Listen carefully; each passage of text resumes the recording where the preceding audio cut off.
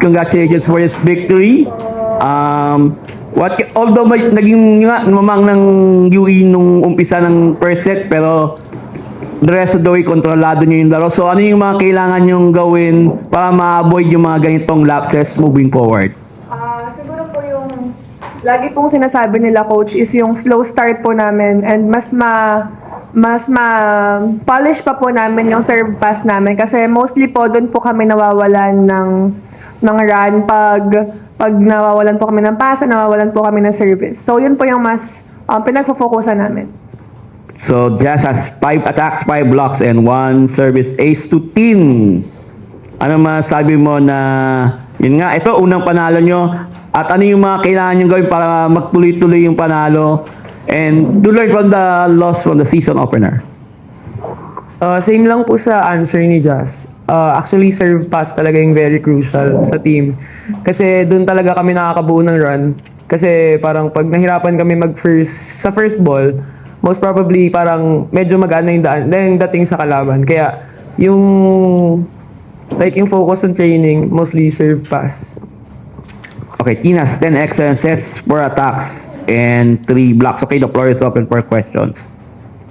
For the both of you na lang, siguro paano nyo tinugin yung past few days after yung loss nyo against Lasal, kamusta yung naging environment sa locker room after that, and paano nyo kayo naka-bounce back din naman sa ganun? Siyempre mabigat kasi nga, straight set loss. Pero luckily may one day, Sunday na rest day. Kaya nagkaroon kami ng time to reflect and recover. Kaya pagdating ng Monday, wala na masyadong low morale. Kasi nga another day, one day lang naman kami natalo. Next day hindi na. So may chance pa kami bumawi. Tsaka super aga pa para ma-down. John, siguro sa blocking na lang today, naging maganda yung blocking nyo against UP. Siguro, isa ba yun sa mga naging focal point nyo talaga sa training against UP? Opo, kasi po before game namin sa Lasal, sobrang gulo po ng blockings namin. Kaming mga middles, hindi kami maka-block, wala kaming makuhang bola. So, sa training po, though hindi siya ganun kabilis na process, kasi hindi lang naman 2 araw, 3 araw mo siya magagawa, overnight magagawa mo siya. Pero yung sa preparedness po siguro sa mindset namin, kung paano namin siya prepare na dapat ngayon, kung ano yung mga kulang natin, kung ano yung mga lapses natin before game namin is magawa namin ngayon and mas mag-commit kami sa system ng blockings namin, which is yun nga, didikit lang sa mga wings namin, sa mga setters. So, luckily po, hindi pala luckily, fortunately, nagawa namin siya ng mas maayos ngayon and mas nakakuha kami ng magandang sistema sa blockings po. Just dahil nawala na si Jane, ibigay ko na yung mas sa defense niya sa net. So, parang for you lang, again, bigger responsibilities, bigger roles. Parang, was it a swift transition ba from paggawa ni Jane to yung pag-step up na gaming yung lead blocker kung magaling?